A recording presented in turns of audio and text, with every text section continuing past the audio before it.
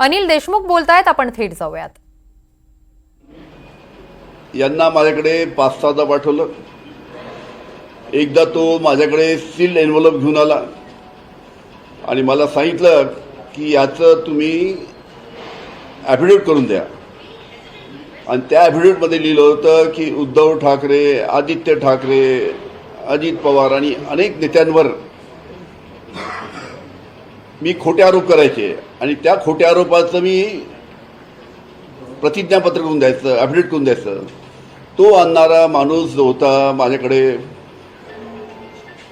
Envelope घेऊन येणारा देवेंद्र फडणवीसकडनं, तो माणूस होता, तो होता सुमित कदम, मिरजचे. त्याचे आणि देवेंद्र फडणवीस यांचे अतिशय जवळचे संबंध तुम्ही जर सर्च केले तर अनेक वेळा त्यांचे आणि देवेंद्र फडणवीसचे फोटो आपल्याला दिसतील. त्यांचे अतिशय घरगुती संबंध. त्याची मिसेस देवेंद्र फडणवीस यांना राखी बांधताना सुद्धा फोटो आहे.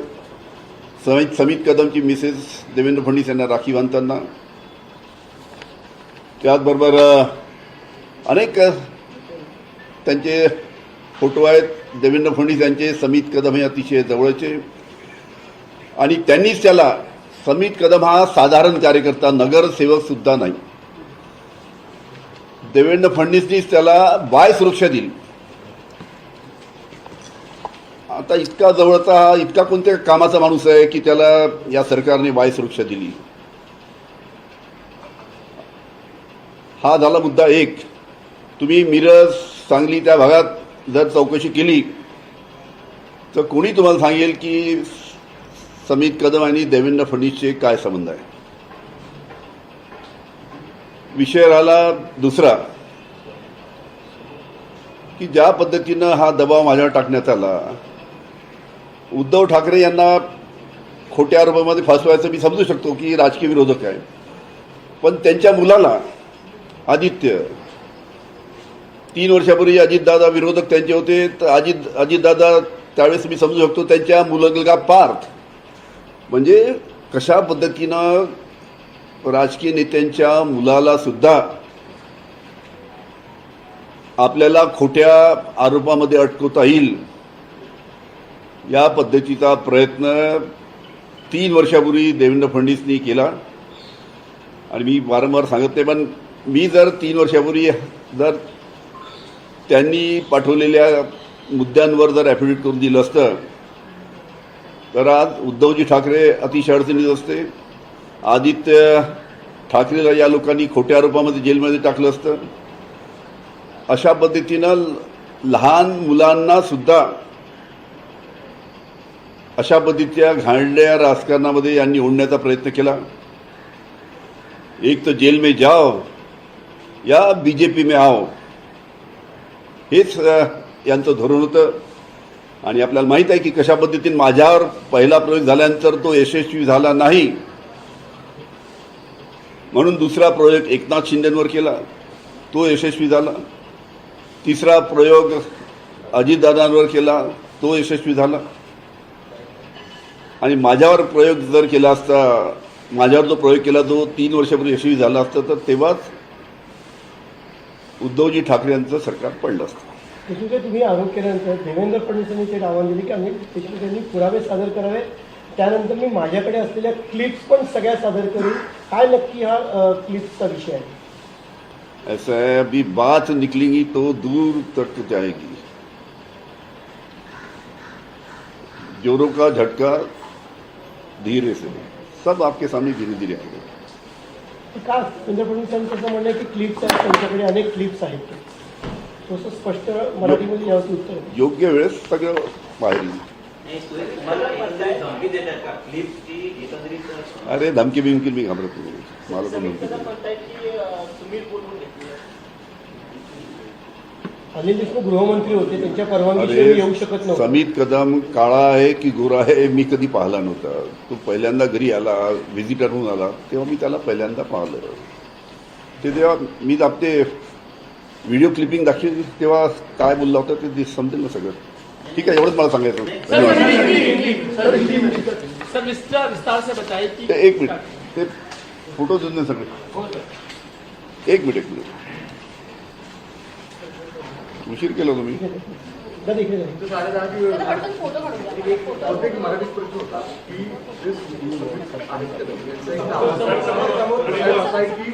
तुम्ही हेड सिक्युरिटीमध्ये होता, होम मिनिस्टर्स होता. अरे मला त्याला माहित नाही, त्याला माहित आहे सगळं. माझ्याकडे रोजचे 200 लोक भेटायला येते. नाही म्हणजे हाँ हिंदी सर हिंदी में विस्तार में बता दें. आप काफी गंभीर आरोप आप आगे से पूछेंगे तो बताऊंगा. सर सुमित कदम को लेकर के आपने जो आरोप लगाए हैं हिंदी में विस्तार से बताएं क्या था पूरा मामला और कब वो आपको मिल गया था और क्या उन्होंने आपको ऑफर किया था. 3 साल पहले जब उद्धव जी ठाकरे महाराष्ट्र के मुख्यमंत्री थे, 3 साल पहले जब अजित पवार महाराष्ट्र के उप मुख्यमंत्री थे, और 3 साल पहले जब मैं महाराष्ट्र का गृह मंत्री था, उस टाइम देवेंद्र फडणवीस ने परमवीर सिंह को पकड़ के मेरे ऊपर जो झूठे आरोप लगाए थे, उसके बाद सीबीआई ईडी लग गई. उस वक्त 3 साल पहले जो आदमी को देवेंद्र फडणवीस ने मेरे तरफ उद्धव ठाकरे, आदित्य ठाकरे और बाकी लोगों के खिलाफ में झूठे आरोप करने के लिए, एफिडेविट करने के लिए मेरे ऊपर दबाव डाला था, और मुझे कहा था कि आप एफिडेविट करके दीजिए उद्धव ठाकरे के खिलाफ में, आप एफिडेविट कर दीजिए आदित्य ठाकरे के खिलाफ में. इस प्रकार का मेरे ऊपर उन्होंने दबाव डाला था. मैंने साफ इनकार कर दिया.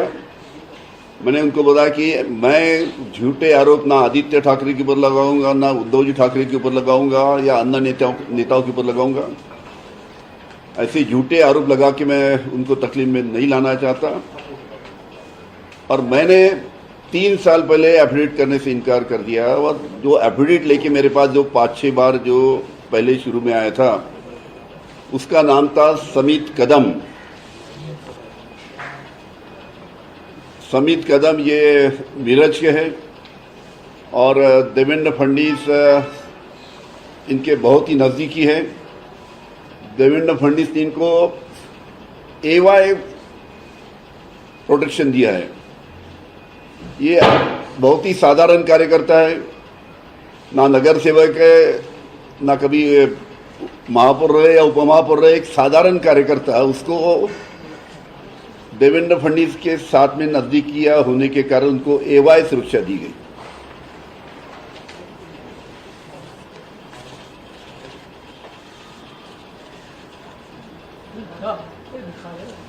सर समित कदम जो बार बार कह रहे हैं कि मुझे आपने मतलब उनको आपने बुलाया और आपके बुलाए बगैर वो गए नहीं, क्योंकि अगर गृह मंत्री से मिलना है तो उनकी रजामंदी बेहद जरूरी होती है. गृह मंत्री मैं जब था, मेरे घर में रोज मुझे 200 लोग मिलने आते थे.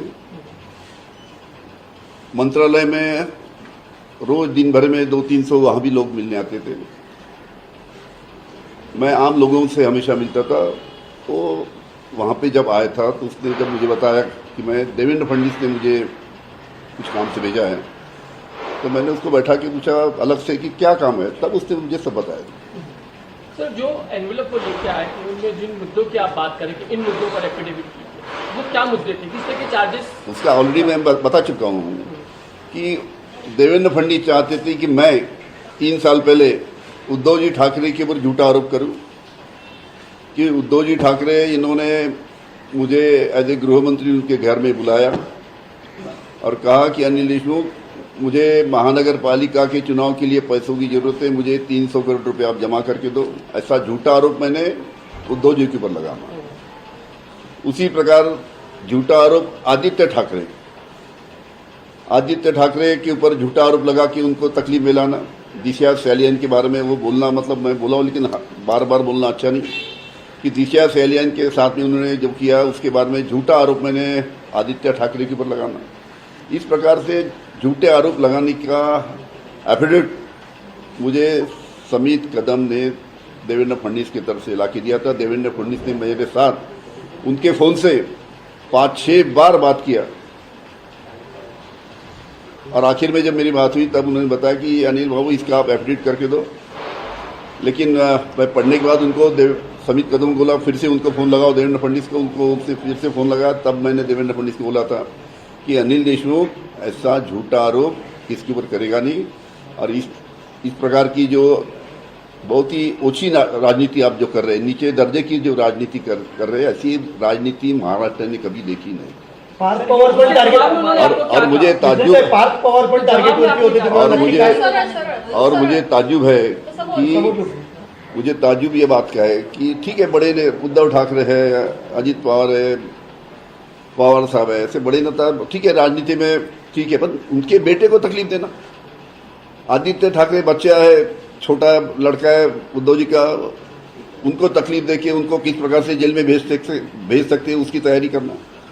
अजित पवार तो खैर आज उनके साथ में है, लेकिन 3 साल विपक्ष के नेता थे, हमारे साथ थे 3 साल पहले। उनका बेटा पार्थ को इस प्रकार का उसके ऊपर आरोप लगा के उसको तकलीफ दिलाना, मतलब कहने का मतलब कि बच्चों को भी इन्होंने छोड़ा नहीं, बच्चों को भी छोड़ा नहीं। इस घिनौनी राजनीति से उनको भी टारगेट करने की कोशिश किया। और कैसा है, इस प्रकार की राजनीति कभी किसने देखी नहीं। एक तो ऐसा है कि जेल में जाओ या बीजेपी में आओ, ये भारतीय जनता पार्टी का धोरण है।